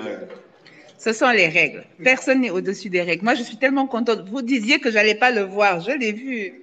Quand je vous dis que j'ai la grâce, les amis. Vraiment, tu as la grâce. Et aujourd'hui, il y a encore la grande fête de Egungun. Tout à l'heure, on va aller. Voilà. Alors, c'est quoi cette grande fête de Egungun? Les Egungun, dans le peuple Yoruba, les morts ne sont pas morts. Donc, les Egungun sont en quelque sorte l'incarnation de nos ancêtres, de nos aïeux, qui sont de l'au-delà. Parce que nous savons que nous aussi, nous allons faire notre séjour sur Terre. Et après, nous irons aussi dans l'au-delà. Donc, si nous oublions ces ancêtres, mais quand on sera dans l'au-delà, qui va nous accueillir? C'est eux qui sont déjà là-bas qui vont nous accueillir. Et il y a maintenant des masques pour réincarner ces gens-là. Et ces masques-là viennent parader. C'est les masques. Mais nous avons le temple même là, où nous avons des endroits faits, des hôtels, où on fait des sacrifices pour ces ancêtres. Mais ces masques qui viennent dans la ville parader sont la réincarnation, la représentation de nos ancêtres là. C'est ça qu'on appelle les Egungun. Egungun, c'est un mot Yoruba qui veut dire le squelette. Voilà. Voilà ce que je fais. Alors, juste avant de laisser les gens vous poser des questions, alors j'ai vu que pour saluer le roi, vous êtes allé beaucoup plus bas que moi. Est-ce que c'est un privilège qui est fait aux femmes? Oui, et pour saluer le roi, les femmes, moi je dois m'étaler sur tout mon long. Tout garçon, tout homme doit s'étaler sur son long pour saluer le roi après s'être décoiffé, déchaussé. Mais les femmes se décoiffent, se déchaussent et se mettent sur leurs deux genoux. Sa genou, c'est tout. Voilà, pour la femme. On ne peut pas demander à la femme de. Voilà. Donc, c'est un privilège que. C'est un privilège pour la femme. C'est partout comme ça en pays Yoruba. Voilà. Donc, Yacine, je te laisse poser ta question. Alors, je vais vous demander de poser une question, les amis, parce que là, notre hôte a des choses à faire. Il va falloir quand même qu'il y aille. Donc, je vais vous demander de poser une question. Yacine? Yacine, tu es là? Yacine, tu es là? Oui, bonjour Marie-Agnès. Bonjour Yacine. Est-ce que tu as une question? Oui, j'aimerais poser une question au monsieur. J'aimerais savoir la relation entre l'autorité gouvernementale et l'autorité du roi. Comment ça se passe, la cohabitation? Ok. Donc, quelle relation a le gouvernement? C'est-à-dire, est-ce que le gouvernement est le roi? Quel est le pouvoir du roi et quelles sont ses limites finalement? Bien, avant l'adoption de la République, les rois avaient un pouvoir absolu. Donc, l'administration était sous le roi. Mais depuis que la République a été établie, la fonction de la royauté a été vraiment aujourd'hui, le roi ne joue plus qu'un rôle de symbole par rapport à la relation, bien que la relation avec particulièrement dans notre pays. Parce qu'aujourd'hui, on est en train de réviser la Constitution pour donner au royaume leur place. Parce que ces personnes morales, les rois qui sont là, sont plus pour le règlement des conflits sociaux. Et ils sont le plus indiqués à parler à leur population. Nous, on continue de vénérer notre roi. Vous avez vu, s'il sort là maintenant, tout le monde est obligé de se prosterner. Les gens vont caber ici, on crie à droite, à gauche. Mais formellement, avec le gouvernement, il n'y a pas une relation. Ils sont assujettis à un rôle symbolique maintenant. Le gouvernement, la République est en train de comprendre qu'il faut qu'on rétablisse les rois dans certains de leurs rôles. Ok. Voilà. Sylvain, bonjour. Oui, alors bonjour Marie-Agnès. Bonjour. Oui, tu m'entends? Oui, on t'entend. D'accord, merci beaucoup et vraiment je remercie le prince pour l'explication. C'est très important et c'est pertinent. Moi, je suis béninois, d'accord. Ma question est celle-ci. J'aimerais savoir, je pense qu'un enfant qui est né dans l'église, voilà, dans l'église, je pense que c'est pas un péché. Mais cet enfant-là, lorsque dans sa famille, parce que toutes les familles ont leur culture et tout ce qui va avec. Et généralement, ce que je vois, c'est que chaque année, ou bien oui, chaque année, il y a il y a des événements culturels qui doivent être faits. Et généralement, ce qu'on remarque ici au Bénin, c'est que ces enfants qui sont nés dans l'église, souvent ne participent pas. Ma question, c'est de savoir, un enfant qui est né dans l'église, mais qui a souvent l'envie de participer à ces activités, à ces événements culturels-là, est-ce qu'il a la possibilité de faire partie en même temps, d'accord, de l'église et en même temps participer à ces activités culturelles de notre, en fait, de la tradition? J'aimerais savoir. Alors, cette question, il a déjà répondu à cette question. Je vais t'inviter à aller tout à l'heure dans le débrief avec Ren et Ben. Ils vont répondre à cette question parce qu'il a déjà répondu à cette question, Sylvine. Je suis désolée. Mon chocolat, bonjour. Oui, bonjour tout le monde. Excusez-moi. Bonjour à monsieur aussi de nous donner des explications et d'être très disponible et très gentil d'ailleurs. En fait, bonjour. Moi, la question que j'ai passée tout à l'heure dans ses explications, il a dit que ce qui nous a fait plus le mal, ce n'est pas la colonisation, mais ce sont les religions. Ou bien, selon lui. Oui, bien sûr, selon lui. Voilà, ça c'est son avis. J'ai dit dans ses explications à lui, il nous a fait comprendre. Effectivement. Il a dit parce que la colonisation s'en est allée, mais les religions, aujourd'hui, elles sont encore là et malheureusement, elles empêchent beaucoup d'Africains de pouvoir se tourner, ne serait-ce que dans les traditions. Et si on perd les traditions, bah, c'est ça notre identité. Bon, merci alors de la réponse. Merci. Moi, je reste en bas. Merci beaucoup. Okay. Merci. Voilà. Donc, mais moi, j'ai une dernière question avant que ça finisse. Voilà, mais qu'est-ce que vous faites pour promouvoir justement cette tradition-là, pour que les gens puissent mieux s'intéresser? Parce que vous avez dit tout à l'heure que effectivement les religions empêchent un peu les gens de se tourner vers tout ce qui est culture. Effectivement, quand on voit même surtout les films des Nigérians, on voit beaucoup que la culture est beaucoup diabolisée, voilà, et c'est ceux qui délivrent voilà, les églises qui viennent délivrer et tout.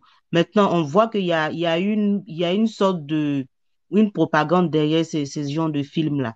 Maintenant, qu'est-ce que vous faites en tant que traditionnel? Parce que je rappelle que vous êtes religieux aussi.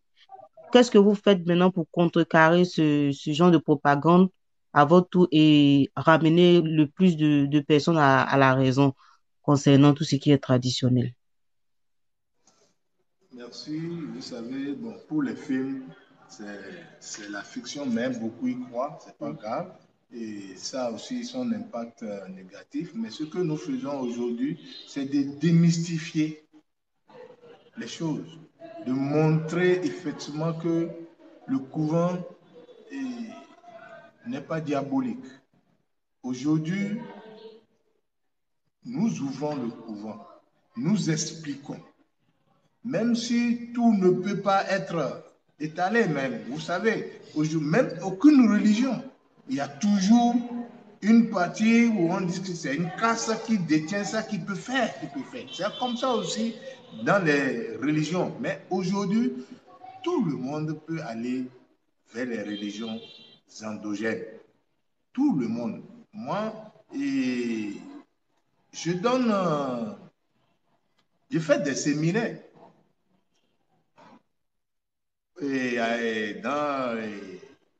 Au diocèse de Pobé ici, pour les séminaristes, je vais animer des cours sur la culture. Donc tout ça aussi permet aujourd'hui à ceux-là de comprendre. C'est pourquoi vous verrez qu'aujourd'hui, nos prêtres ici ont commencé déjà à changer le langage. Même s'ils doivent prêcher Jésus, Il y a le Jésus africain, il y a l'église africaine. Aujourd'hui, on ne peut pas renier cela.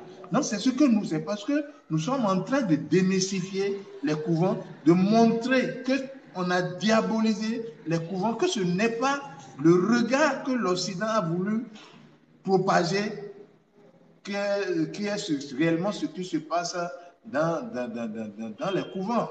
Et vous savez, nous avons, si vous êtes un Africain, nous avons nos cultures. On a beau faire, et ce n'est pas le Béninois qui va me démentir là, on a beau être d'une autre obédience religieuse, on est toujours attaché à notre culture. Il y a une petite partie, même que vous voyez quelqu'un, que ce soit musulman, chrétien, s'il fait une naissance aujourd'hui, il enterre son placenta comment?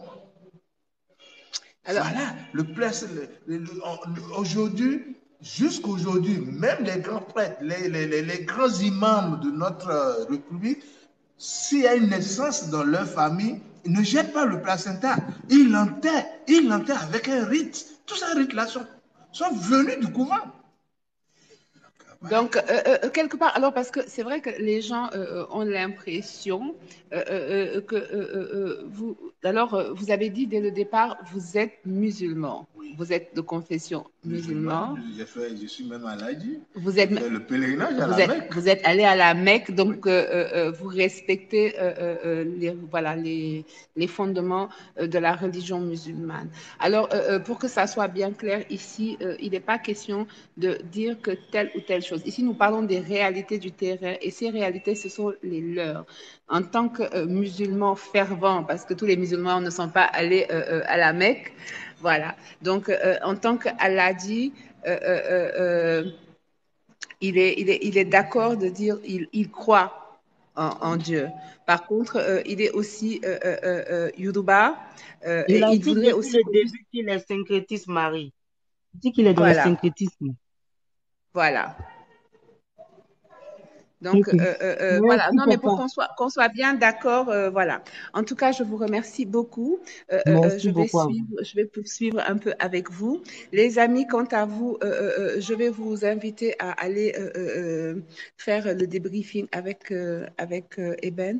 Vous savez, comme je vous ai déjà dit, ici, il n'est pas question d'avoir un jugement de valeur. Chacun de nous parle de sa réalité et chacun de nous parle de l'Afrique dont il rêve. Il ne faut pas que nous oublions, parce que des fois, j'ai l'impression que quand nous touchons certains sujets ou quand nous parlons de certaines choses, on va tout de suite voir les choses qui nous rassemblent. Parce que si vous écoutez un discours, il faut l'écouter dans son intégralité et il faut écouter la bienveillance qu'il y a derrière. Moi, je suis ici pour la de notre culture et il y a certaines pratiques qui font partie de nos cultures. Alors moi je suis sénégalaise comme mon chocolat, comme beaucoup qui sont là. Nous pratiquons et la religion parce que je suis catholique, mais je suis aussi mandiaque, je suis aussi pépelle. Donc je vais à l'église, après je vais au bois sacré, je vais à l'église, après je vais au milieu du fleuve là-bas de la Casamance. Oui, c'est ce que je fais parce que c'est ce que je suis. Mes enfants, quand ils sont nés, je les ai initiés comme tous les enfants de mon peuple, parce que je viens du fin fond là-bas, là, de la Guinée-Bissau aussi. Donc, il y a certaines choses, ce sont nos réalités, et c'est ça qui fait mon identité. Et c'est pour ça que on doit pouvoir être en capacité de respecter les traditions, les règles, quel que soit là où on va, parce que ça fait partie de nos traditions de respecter les règles. Donc, ce voyage, c'est pour nous permettre de découvrir d'autres choses, de découvrir d'autres histoires, d'autres vérités, parce que l'Afrique n'a pas une vérité commune, l'Afrique n'a pas une histoire commune, mais tout ce qu'elle a en commun, c'est une tradition, parce on se ressemble beaucoup dans les traditions, et on a cette chose qui nous rassemble tous, l'amour pour l'Afrique et l'envie de voir nos enfants, nos petits-enfants pouvoir grandir sur leur terre avec la chance de pouvoir vivre de leurs ressources chez eux et ne pas avoir à être confrontés à ce que beaucoup d'entre nous ont été confrontés, c'est-à-dire devoir aller chercher ou devoir se battre. On n'a pas à se battre pour avoir quelque chose qu'on est déjà. Alors vous savez, on dit toujours, en tout cas c'est ce qu'on dit chez moi, on dit quand tu ne sais plus où est-ce que tu vas, retourne d'où tu viens, parce que de là-bas tu vas prendre le bon départ. Donc c'est pour ça qu'on va reprendre le bon départ nous tous. Nous allons savoir nous tous qui nous sommes, quelle est l'histoire de la nôtre, mais aussi celle des autres à côté, notre voisin. Parce que si on ne connaît pas l'histoire du voisin, on ne peut pas avoir de la bienveillance pour elle et on ne peut pas la respecter. Parce que de toute façon, les amis, vous et nous, c'est comme ça. Jusqu'à l'extinction du soleil, on est comme la langue et les dents. Quand vous vous mordez la langue, vous n'enlevez pas vos dents. L'Afrique, c'est pour nous tous. On va devoir apprendre à vivre ensemble. Oui, de temps en temps, on va se mordre la langue, mais on va tout garder dans la cavité de la bouche pour pouvoir continuer à vivre ensemble, parce que c'est ça l'Afrique. En tout cas, continuez ce voyage avec moi. Je vous mettrai des photos, des vidéos de tout ce que j'ai vu ici, parce que pendant ce voyage, je vois tellement de choses. Alors cette ville a quelque chose de particulier, de magique, mais je ne peux pas tout vous expliquer. C'est pour ça que je vous invite. Je pense que ça, c'est un voyage que tous les Africains devraient faire au moins une fois.